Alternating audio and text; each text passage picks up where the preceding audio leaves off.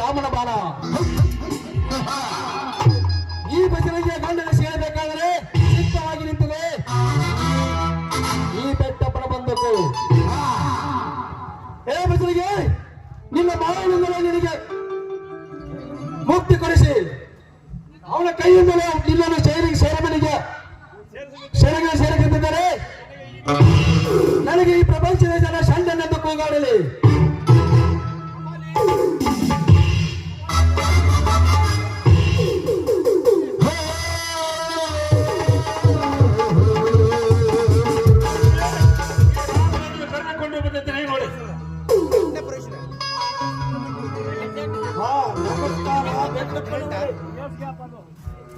ಬೆಳಕಿನ ಕಾನೂನು ನಮಸ್ಕಾರಕ್ಕೆ ಎಲ್ಲ ಸಲ ನಿತ್ಯ ಕೆಲಸ ಮಾಡಿ ಎಲ್ಲಿ ಬರೀ ನೀರು ಸ್ವಚ್ಛವಾಗಿ ಮಾತನಾಡುವಾಗ ಬಂದಿದ್ದೀಯಾ? ಮುಚ್ಚು ಬರೆಯಲ್ಲದೆ ಎಲ್ಲಿ ಅಡಗಿಸಿದ್ದೀಯಾ? ನಿತ್ಯವೀರನನ್ನು ನೀನು ಕೂಗುವ ಪ್ರತಿ ಒಂದು ವಸ್ತುವನ್ನಿದ್ದಾನೆ ನನ್ನ ತಮ್ಮ.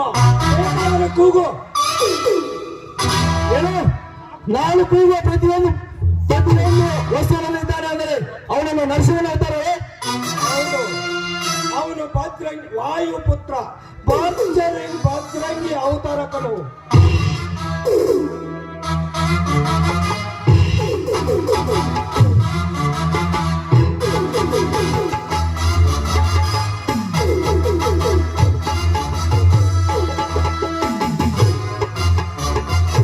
ಭರ್ಜರಿಯ ಬಸವರಾಜರ ಭೇಟಿಯಾಡುವುದು ಇದು ಸೂಕ್ತವಾದ ಸಮಯ. ಅವನ ಭೇಟಿಯಾಡುವ ಮುಂಚೆ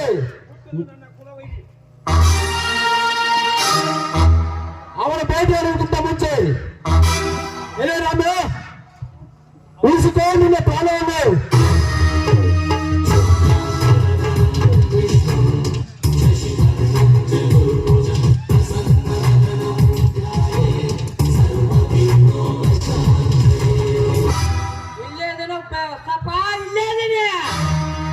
ರಕ್ತ ಕುಡಿದ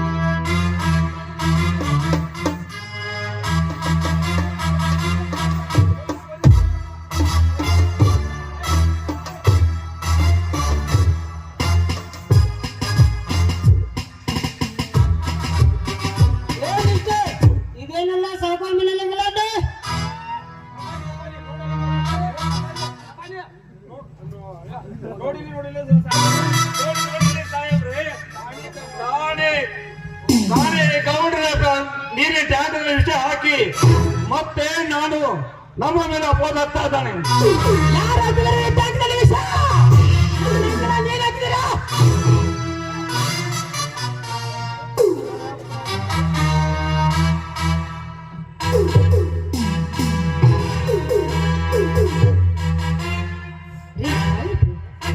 ಈ ಊರಿಗೆ ಹೆಸರಾಗಿರುವ ಪೆಟ್ಟಪ್ಪರ ಮನೆ ಅಂದ್ರೆ ಇದೇ ತಾನೇ.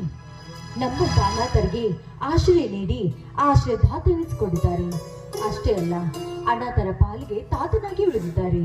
ಅಂಥವ್ರ ಬಗ್ಗೆ ಕೆಟ್ಟದಾಗಿ ಮಾತಾಡ್ತಿರುವ ಇವಳನ್ನು ಚೌಡಿಗೆ ಕಟ್ಟಿ ಸರಿಯಾಗಿ ವಿಚಾರಿಸ್ಕೊಳ್ಳಿ ನೀವು.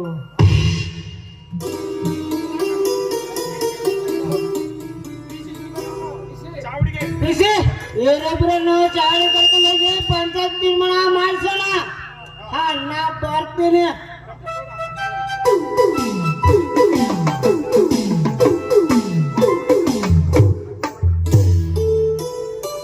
ಹಾ, ಯಾರಮ್ಮ ನೀನು?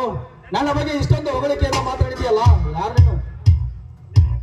ನನ್ನ ಹೆಸರು ಮೀನಾಕ್ಷಿ ಅಂತ. BA ಓದಿದ್ದೇನೆ. ಆದ್ರೆ ನಾನೊಬ್ಳು ಅನಾಥಳು. ಚಿಕ್ಕ ವಯಸ್ಸಿನಲ್ಲಿ ತಂದೆ ತಾಯಿಗಳನ್ನು ಕಳೆದುಕೊಂಡೆ. ಆದ್ರೆ ಸರ್ಕಾರಿ ಉದ್ಯೋಗ ಸಲುವಾಗಿ ಊರು ತಿರುಗಿ ಸಾಕಾಯ್ತು. ಈಗ ದಾನಶೂರ ಕರ್ಣ ಎಂದು ನಿಮ್ಮ ಹೆಸರನ್ನು ಕೇಳ್ಕೊಂಡು ಈ ಊರಿಗೆ ಬಂದೆ. ದಯವಿಟ್ಟು ನಿಮ್ಮ ಸಂಸ್ಥೆಯಲ್ಲಿ ಒಂದು ಕೆಲಸ ಕೊಡ್ತೀರಾ? ಅವಶ್ಯವಾಗಿ ಕೊಡುವೆ ಮೀನಾಕ್ಷಿ, ಅವಶ್ಯವಾಗಿ ಕೊಡುವೆ. ನೀನು ಬಡ್ಡಿ ಬಸಪ್ಪನ ಕರ್ಕೊಂಡು ಚಾವಡಿಗೆ ನಡಿ. ಇವನು ಹೆಣ್ಣುಮಗಳ ವಿಷಯ ನಾನು ಮಾತಾಡಿ ಬರ್ತೇನೆ.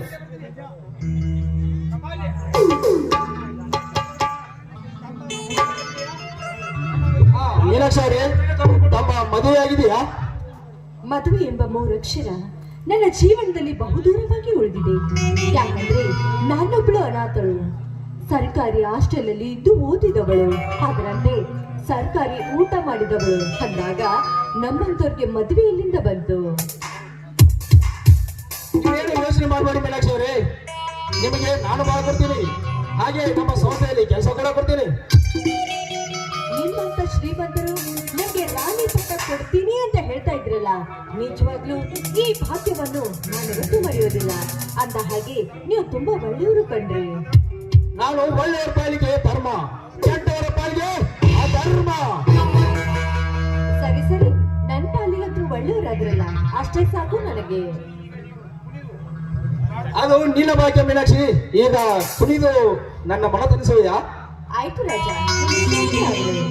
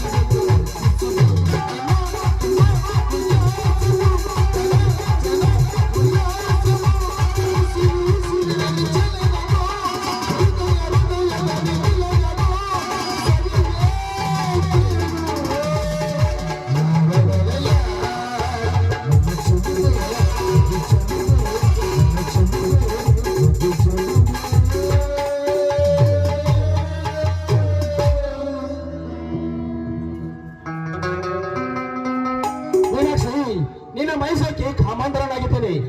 ಬಾ ಮಂದ ಮಂಚಕ್ಕೆ ಹೋಗೋಣ. ನಾನೇ ನಿಮ್ಮೋಳಾಗಿರುವಾಗ ಯಾಕೆ ಇಷ್ಟೊಂದು ಅವಸರ?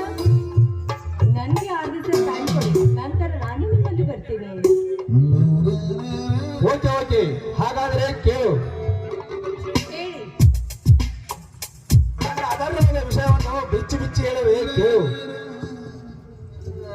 ಆ ರಾಮದೇವನ ಸಂಸಾರವನ್ನು ಮೆಚ್ಚುಮರಿ ಮಾಡಿದ್ದು ನಾನೇ. ಅವನನ್ನು ದೂತಕಾರಿಯನ್ನಾಗಿ ಮಾಡಿದ್ದು ಕೂಡ ನಾನು. ಅದರಂತೆ ಆ ಸಮಯದಲ್ಲಿ ಆಭರಣದ ವಿಷಯವಾಗಿ ಆ ಬಂಧನದ ಬಜರಂಗನ ಜೈಲಿಗೆ ಕಳಿಸಿದ್ದು ಕೂಡ ನಾನೇ.